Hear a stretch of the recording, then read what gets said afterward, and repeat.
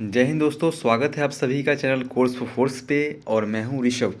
तो फ्रेंड्स, ये हमारा मॉक टेस्ट नंबर 7 है, जैसा कि आप देख पा रहे हो यहाँ पे। और आज का वीडियो एक ही मान लो बहुत ही इम्पोर्टेंट है। और इस वीडियो में मैं आपको वाइस रॉय, गवर्नर जनरल और गवर्नर जनरल ऑफ बंगाल के बारे में कराऊंगा। और आप प्रीवियस ईयर क्वेश्चन देख सकते हो कि इस टॉपिक से हर बार कोई ना कोई एक क्वेश्चन डायरेक्टली और इनडायरेक्टली आया ही आया है। तो चलते हैं, अपने वीडियो को स्टार्ट करते हैं। उससे पहले it is all about my self. जैसा कि मैंने बताया, मेरा नाम ऋषभ कुमार सिंह है और मैंने NDA, CDS, AFCAT, air force, X group, navy, SSR, army का रनिंग और मैं प्रेजेंटली इंडियन आर्मी में काम भी कर रहा हूँ। SSB head constable, ministerial, SSGD, इन सभी एग्जाम को क्वालिफाई किया और मैंने बीएससी मैथमेटिक्स ऑनर्स से मेरा क्वालिफिकेशन मैंने कंप्लीट किया है। तो चलते हैं अपने पहले क्वेश्चन पे। इससे पहले आप अगर कोई भी इस स्लाइड्स का पीडीएफ चाहते हो तो हमारे व्हाट्सएप ग्रुप और टेलीग्राम ग्रुप को ज्वाइन कर लेना। आप लिंक उसका डिस्क्रिप्शन में दिया गया है। और ये है हमारा प्लेलिस्ट जिसमें 6 वीडियो हो चुका है, काफ़ी इंपॉर्टेंट वीडियोज़ हैं। और उस वीडियोज़ को आप ज़रूर जाकर देखें अगर अभी तक नहीं देखा है। और चैनल पे पहली बार हो सब्सक्राइब करना और वीडियो को लाइक करना आप ना भूलें। चलते हैं अपने टॉपिक पे। देखो, मैं पहले बताता हूँ कुछ कुछ चीज़ें, आप यहाँ पे समझ लो। वीडियो थोड़ा सा लंबा होगा और मैं शॉर्ट में चलना यहाँ पे कोशिश करूँगा। और आप इसका नोट्स जरूर बना लेना, वीडियो को प्ले करके आप नोट्स बना लेना, या पॉज करके, या फिर आप एक पीडीएफ डाउनलोड कर लेना टेलीग्राम ग्रुप से, वहाँ से आप इसको नोट्स जरूर बना लेना। टाइटल देकर गवर्नर जनरल ऑफ इंडिया। अभी मैं गवर्नर जनरल ऑफ इंडिया करवाऊँगा, बाद में वाइस रॉय करवाने वाला हूँ आपसे। देखो, भारत का पहला पहले भारत की बात करूँ उससे पहले हम बात करते हैं कि बंगाल का जो पहला गवर्नर था वो था क्लाइव, रॉबर्ट क्लाइव। आप जानते हो 1764 बैटल ऑफ बक्सर के बाद वह बंगाल का गवर्नर बन गया। लेकिन गवर्नर जनरल ऑफ बंगाल कौन बना, मैं सुनते रहना। पहले गवर्नर जनरल ऑफ बंगाल कौन बना? Warren Hasting. अब गवर्नर ऑफ बंगाल से गवर्नर जनरल क्यों बनाना पड़ा? क्योंकि उस समय बहुत सारी प्रेसिडेंसीज थी ब्रिटिशर्स की, जैसे मद्रास प्रेसिडेंसी, बॉम्बे प्रेसिडेंसी। तो अगर बॉम्बे में एक गवर्नर बैठता तो वो क्या कहलाता? Governor of Bombay, governor of Madras. और कोलकाता में बैठता वो गवर्नर ऑफ कोलकाता। तो फिर से इस पद को ऊंचा करने के लिए किया गया कि गवर्नर जनरल ऑफ बंगाल करा गया, ताकि उन दोनों प्रेसिडेंसी से गवर्नर से यह पद ऊंचा रहे। लेकिन बाद में आप पढ़ोगे इंडिया में कि हिस्ट्री में आगे पढ़ोगे कि गवर्नर ऑफ बंगाल के बाद गवर्नर जनरल ऑफ बंगाल हैं, गवर्नर जनरल ऑफ बंगाल के बाद गवर्नर जनरल ऑफ इंडिया है, उसके बाद वाइस रॉय इंडिया है। तो इस तरह से आपको पढ़ना पड़ेगा। तो वारेन हेस्टिंग क्या है? वारेन हेस्टिंग के बारे में क्वेश्चन बहुत सारे आते हैं। यह बंगाल का पहला गवर्नर जनरल था, ये बात याद आपको रखना है।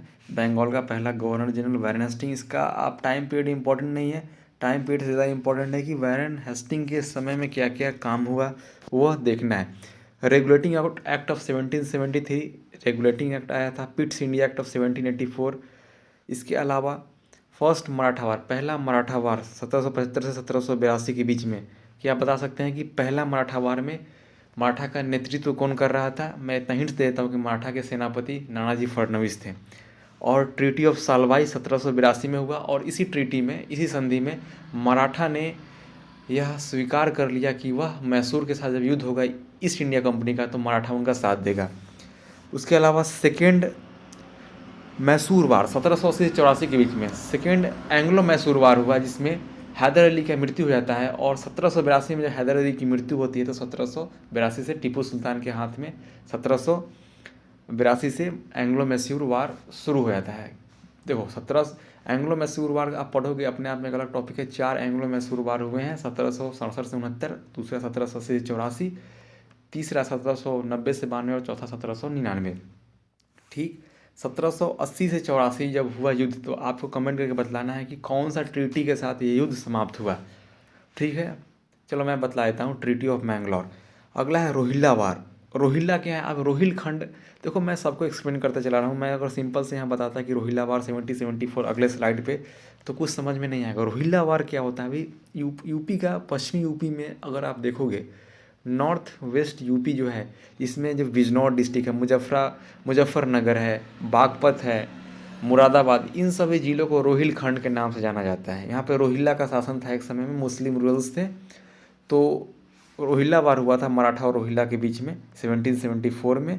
और एशियाटिक सोसाइटी की स्थापना 1784 में। सबसे इंपॉर्टेंट बात जो यहाँ पर नहीं लिखा गया है, वारेन हेस्टिंग ने आते ही डुअल सिस्टम ऑफ बंगाल को ख़त्म कर दिया गया था, द्वैध शासन ख़त्म कर दिया गया था। ये बात समझ में आ गया, द्वैध शासन क्या है, डुअल सिस्टम क्या है, आप ही पढ़ना जाके पॉलिटी में ही पढ़ सकते हो, हिस्ट्री में ही पढ़ सकते हो। लॉर्ड कॉर्नवालिस बहुत ही इंपॉर्टेंट है यहाँ पे। लॉर्ड कॉर्नवालिस के समय में 1790 से 1792 में थर्ड मैसूर वार हुआ था, थर्ड एंग्लो मैसूर वार, जो कि ट्रीटी ऑफ श्रीरंगपट्टनम से समाप्त हुआ। ठीक है, इसके अलावा अगला क्या है, परमानेंट सेटलमेंट सबसे इंपॉर्टेंट है। अस्थाई बंदोबस्त जो बोलते हैं, परमानेंट सेटलमेंट, 3 सेटलमेंट आया था। परमानेंट सेटलमेंट आया था Mahalwari system, Ryotwari system. Permanent settlement Bihar, Bengal, Orissa के क्षेत्र में लगाया गया था। ठीक है, लास्ट पॉइंट से देखो सबसे इंपॉर्टेंट क्या है, Europeanisation of administrative machinery and introduction of civil services. Europeanisation का मतलब क्या हुआ कि यूरोप से बहुत सारे ब्यूरोक्रेट्स, बहुत सारे एम्प्लॉय को बुलाया गया और जो भी मशीनरीज हैं उन सभी को यूरोपियों के अधीन कर लिया गया। समझ में आ गया, इंट्रोडक्शन ऑफ सिविल सर्विसेज, इसीलिए father of civil services Lord Cornwallis को ही बोला जाता है। अगले हम आते हैं स्लाइड पे, देखो अपना देखते चलना, जैसे कि जॉन सोर कौन है, तो battle of Kharda between the Nizam and the Maratha, Nizam और मराठा के बीच में 1795 में हुआ था, जहाँ पे मराठा विजयी हुए थे। समझ में आ गया। चार्टर ऑफ 1793 का, तो वो चार्टर एक्ट 4 आए हुए हैं, मैं पहले बता दूँ 1793 का, फिर 20-20 साल बाद देखो जोड़ लो इसमें। 1793 के बाद 1813, 1833, 1853, ठीक है, 4 चार्टर एक्ट आए हुए हैं और हर चार्टर एक्ट को आपको पढ़ना पड़ेगा कि किस चार्टर एक्ट में क्या है। चार्टर एक्ट का मतलब कि अंग्रेज की तरफ से कानून आता था, उस कानून के एक रिटन सेट ऑफ लॉ को हम चार्टर बोलते हैं। लॉर्ड विलेस्ले, विलेस्ली भी काफ़ी इंपॉर्टेंट है। विलेस्ली के समय में सब्सिडरी अलायंस भरपूर मात्रा में अलायंस हुआ। सब्सिडरी अलायंस का मतलब क्या है कि किसी भी राज्य को बोलना कि आप अंग्रेज की गुलामी को मंजूर कर लो, इसी को बोलते हैं सब्सिडरी अलायंस। ठीक है, यही है इसका रियल मीनिंग। इसके काल में 4th मैसूर वार, जहाँ पर टीपू सुल्तान का मृत्यु हो गया था और पूरा मैसूर साम्राज्य ब्रिटिशर्स के अधीन चला गया था। सेकेंड मराठा वार 1803 से लेकर 1805 के बीच में हुआ। बाजीराव सेकेंड यहाँ पे पेशवा भी बनाए गए थे। समझ में आ गया। Took over the administrator of Tanjore, Tanjore अभी आज के समय में तमिलनाडु में, तमिलनाडु का एडमिनिस्ट्रेशन, जो तंजौर का एडमिनिस्ट्रेशन है, वेलेस्ली के समय में ही चला गया था। और ट्रीटी ऑफ बसाइन, ट्रीटी ऑफ बसाइन ही मराठा के साथ ही हुआ था, ये भी 1802 में वेलेस्ली के समय हुआ। सबसे इंपॉर्टेंट क्या है, इंट्रोडक्शन ऑफ सब्सिडरी अलायंस, पूछ सकता है सब्सिडरी अलायंस किस समय में आया था, तो वेलेस्ली के समय में आया था। देख सकते हो जॉर्ज के समय में क्या आया, छोटे छोटे हैं।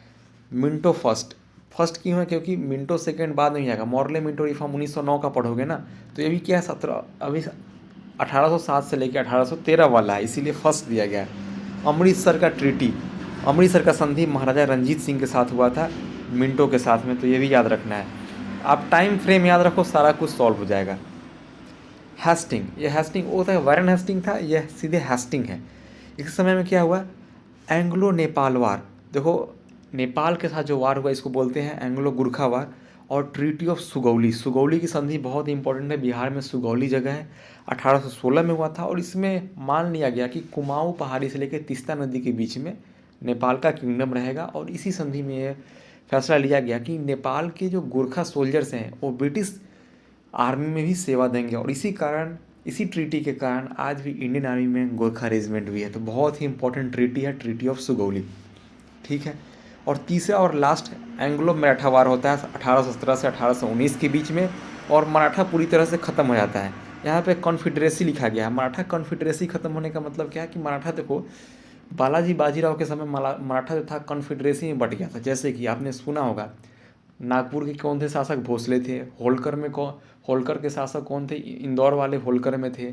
गायकवाड़ कहाँ पे थे, बड़ौदा में से थे। ग्वालियर में कौन थे, सिंधिया थे। इस तरह से कॉन्फेडरेसी में बट गया था, तो वो भी कॉन्फेडरेसी समाप्त हो गया हेस्टिंग के टाइम में आके। ठीक है, स्ट्राइफ विथ पिंडारीज। अब पिंडारीज क्या थे, आप जैसे देख रहे हो कि तीसरा मराठा वार समाप्त हो गया। अब देखो मराठा सोल्जर्स थे, अब उनके पास कोई काम धाम रहा नहीं, तो वो अब लूट खसोट मचा चुके थे, किसी पर अटैक कर देना, डकैती करना। ये सब काम कर रहे थे, क्योंकि मराठा शुरू से ही एक प्रोफेशनल सोल्जर मराठा के पास कभी नहीं था। मराठा एक गुरिल्ला वार टैक्टिक्स में भरोसा रखते थे। तो इसी को पिंडारीज बोलते हैं, समझ में आ गया। और ट्रीटी विद सिंधियाज, सिंधियाज कहाँ के हैं, ग्वालियर के साथ, उनके साथ संधि 1817 में हुआ, ये भी समझना है। और रैयतवाड़ी सिस्टम लाया गया, किसके दौरे, थॉमस मुनरो, ठीक है। रैयतवाड़ी सिस्टम कहाँ लाया गया, थॉमस मुनरो को अप्लाई कहाँ किया गया, मद्रास में। तो रैयतवाड़ी सिस्टम किया गया मद्रास में। और मैंने पहले बताया 1793 में परमानेंट सेटलमेंट लाया गया था लॉर्ड कॉर्नवालिस के द्वारा, समझ में आ गया। इम्पॉर्टेंट है इसलिए इतना मैं इस पर जोड़ दिया हूँ। देखो छोटे छोटे जो है आप उसे देखते चलना। ऐसे एमहेरिस्ट के टाइम में बर्माज वार, पहला बर्मीज वार हुआ था, और कैप्चर ऑफ भरतपुर, ये भी इम्पोर्टेंट है। सबसे इम्पोर्टेंट अभी तक जितने भी जो यहाँ पे अभी क्या पढ़ा रहा था, गवर्नर जनरल ऑफ बंगाल। अब क्या हो जाएगा, विलियम बेंटिक जो होते हैं वो इंडिया के पहले गवर्नर जनरल बनते हैं। तो सबसे इम्पोर्टेंट यही है कि first governor general of India के कौन से हो जाएंगे, विलियम बेंटिक। विलियम बेंटिक ने कुछ अच्छे भी काम किए, जैसे सती प्रथा को इसने बैन कराया, ठगी प्रथा को इसने भी बैन करवाया।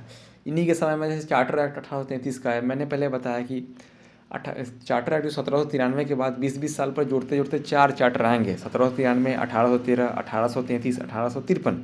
तो 1833 वाला चार्टर एक्ट पूछ ले कि किसके समय आया था, तो विलियम बेंटिक के समय आया था, समझ में आ गया।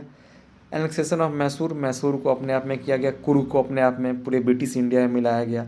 ये सभी इंपॉर्टेंट सेटअप है। और परपीचुअल फ्रेंडशिप, ट्रीटी ऑफ परपीचुअल फ्रेंडशिप इस महाराजा रंजीत सिंह, तो ये भी इम्पोर्टेंट है, ये सब आप देख सकते हो। एक यहाँ पे क्वेश्चन है, मतलब कि मैंने स्लाइड के तौर पे लगा दिया है, क्वेश्चन भी आ सकता है। विलियम बेंटिक के समय क्या सती प्रथा, ठगी प्रथा जो मैंने बताया 1830 का ठगी प्रथा, उसके चार्टर एक्ट आया, समझ में आ गया। Treaty of perpetual friendship with Maharaja Ranjit Singh, evolution of provincial court of appeal, तो ये सभी लाया गया विलियम बेंटिक के। तो 4-5 कुछ मोटा मोटी इंपॉर्टेंट बात है बेंटिक से, आप याद रख सकते हो। मेटाकैल्फ, मेटाकैल्फ का शासन भी काफ़ी अच्छा था। इसने क्या लाया, सबसे इम्पोर्टेंट वही है, न्यू प्रेस लॉ, एक नया जो प्रेस लॉ लाया इसने, जो पत्रकारों के लिए एक नया कानून लाया, removing restriction on the press of media, जो मीडिया पर जो कंट्रोल था ईस्ट इंडिया कंपनी का, उसमें थोड़ा सा ढील दिया इसने। इसीलिए थोड़ी बहुत इसके काम को सराहा गया, क्योंकि इसने मीडिया पर से सेंसरशिप हटाया था इसने। ऑकलैंड, ये ऑकलैंड ऐसे याद रख सकते हो, न्यूजीलैंड में एक ऑकलैंड शहर का भी नाम है। तो ऑकलैंड के समय फर्स्ट अफगान वार हुआ, ठीक। और इसी के समय में 1839 में महाराजा रंजीत सिंह का निधन हो गया। और देखोगे कि जस्ट इसके बाद 10 साल बाद उनके डेथ का सिख एम्पायर पूरी तरह से कोलैप्स कर जाएगा। इलेनबरो, इलेनबरो के समय में क्या, एनेक्सेशन ऑफ सिंध, सिंध जो प्रांत है अभी पाकिस्तान में है, सिंधी नहीं होगा, सिंध होगा 1843 में। और वार विद ग्वालियर, ग्वालियर के साथ भी लड़ाई शुरू हो जाता है। तो छोटे छोटे बातें याद रखने चलना है। हार्डिंगे फर्स्ट, हार्डिंगे फर्स्ट क्यों है, क्योंकि सेकंड भी होगा। सेकंड कौन है, 1911-12 में, जिसे मैं दिल्ली भारत का राजधानी बन गया था, मैं वाइस रॉय में पढ़ाऊँगा। तो अभी आप पढ़ रहे हो governor general of India, Hardinge second है वाइस रॉय ऑफ इंडिया, समझ में आया। तो फर्स्ट एंग्लो सिख वार इसके समय में होता है। और ट्रीटी ऑफ लाहौर, लाहौर का संधि भी होता है हार्डिंगे के समय में। सोशल रिफॉर्म, अब जितने भी समाज सुधारक जो गतिविधियाँ होती हैं इसके समय में ही चलता है। डलहौजी, डलहौजी इंडिया का लास्ट गवर्नर जनरल है, क्योंकि इसके बाद कैनिंग आया और कैनिंग वाइस रॉय है। तो इसके समय बहुत से काम हुए हैं, मैं आपको बता देता हूँ। डलहौजी के समय में यहाँ पे जूम करके देखो, डलहौजी के समय पहला क्या हुआ कि इसने, मैं जहाँ तक बता पाऊँगा उसको याद करते चलना, सबसे इम्पोर्टेंट, इसने लाया था राज्य हड़प नीति, डॉक्ट्रिन ऑफ लैप्स। इसका मतलब कि जिस साम्राज्य में उनका अपना खून, मतलब उनके जो खुद का वारिस जो अगर किसी राज्य में नहीं है, उस राज्य को automatic British east India company से मिला दिया जाता था। जैसे तरह से रानी लक्ष्मीबाई के किंगडम के साथ, झांसी के साथ यही हुआ था, क्योंकि उनका कोई अपना पुत्र नहीं था, इसलिए झांसी को मिलाने के लिए ब्रिटिश ईस्ट इंडिया कंपनी की तरफ से लड़ाई भी किया गया था। तो ये सब कुछ कारण है। आप देखो यहाँ पे सेकेंड एंग्लो सिख वार भी हुआ, ठीक है। Introduction of doctrine of lapse जो मैंने भी समझाया, इसमें सतारा को 1848 में सबसे पहले सतारा को ही कब्जा किया गया। संबलपुर, उदयपुर, झांसी, नागपुर एंड अवध, सबका मैंने टाइमिंग भी लगा रखा है। वुड्स डिस्पैच ये सबसे इंपॉर्टेंट अभी तक इस वीडियो का सेशन है। वुड्स डिस्पैच, इसे Magna Carta of modern education ही बोला जाता है। देखो यहाँ पे देखो, वुड्स डिस्पैच, जिसे Magna Carta of Indian education ही बोला जाता है, इसी के समय आया था। समझ में आया। और आप जानते हो कि पहला रेलवे लाइन 1853 में इसी के समय स्टार्ट किया गया था, डलहौजी के समय, बॉम्बे से लेके थाने के बीच में। टेलीग्राफ भी इसी के समय आया था। और विडो मैरिज एक्ट, विधवा पुनर्विवाह अधिनियम 1856 का डलहौजी के समय में ही आया था। समझ में आ गया। और डलहौजी के कुछ ऐसे उलूल जुलूल कुछ ऐसे कानून आए कि जिसके तहत एक कारण इसका कुछ ऐसे नीतियाँ भी है जो 1857 की क्रांति के लिए भी जिम्मेवार है। वैसे बहुत सारे कारण हैं, मैं एक अलग से वीडियो बनाऊंगा कि what are the causes of 1857 और ऐसे कौन से कारण रहे जो 1857 का रिवॉल्ट सक्सेस नहीं हो पाया जितना उम्मीद था। तो इसके लिए अलग से मैं बनाऊंगा। लेकिन डलहौजी के भी बहुत सारे जो स्टेप्स हैं, इसके बहुत सारे एक्शंस हैं, ये भी रिस्पॉन्सिबल हैं। तो ये वीडियो का लास्ट स्लाइड था। और जैसे कि मैंने कुछ कुछ अपने नोट से भी लगा रखा है, जैसे डलहौजी ने और क्या किया कि जैसे कि शिमला को अपना समर कैपिटल बनाया, जो कि आज हिल स्टेशन है। और PWD construction of railways, roadways, सब कुछ लाया। राज्य हड़प नीति, वही doctrine of lapse, Woods dispatch लाया, जो Magna Carta of modern education जो बोला जाता है। टेलीग्राफ लाया। Evolution of titles and pensions, जो राजा महाराजा को पेंशंस मिलता था, टाइटल्स दिए जाते थे, महाराजाधिराज, इन सब के टाइटल्स को बंद किया गया। विडो मैरिज एक्ट ऑफ 1856 ये भी लाया गया। तो उम्मीद करता हूँ कि यह वीडियो आपको पसंद आया होगा। देखो, कैनिंग से यहाँ पे शुरू हो जाता है वाइस रॉय। तो वाइस रॉय के लिए मैं अलग से एक वीडियो लाऊंगा, मैंने स्लाइड्स ऑलरेडी बना रखा है। तो वाइस रॉय के लिए अलग से वीडियो बनाऊंगा। कैनिंग के लिए याद रख लो कि इंडिया का पहला वाइस रॉय था ये, और इसके बारे में हम बाद में बात करेंगे। तो उम्मीद करता हूँ कि वीडियो आपको पसंद आया। तो वीडियो को लाइक करना और चैनल को सब्सक्राइब करना ना भूलें, क्योंकि मैं बहुत ही कम टाइम में आपको चीज़ें याद करवा देता हूँ। लेकिन फ़ायदा तभी होगा जब इन सभी बातों को आप अपने नोटबुक में नोट डाउन कर लोगे। मिलते हैं नेक्स्ट वीडियो में, तब तक के लिए जय हिंद।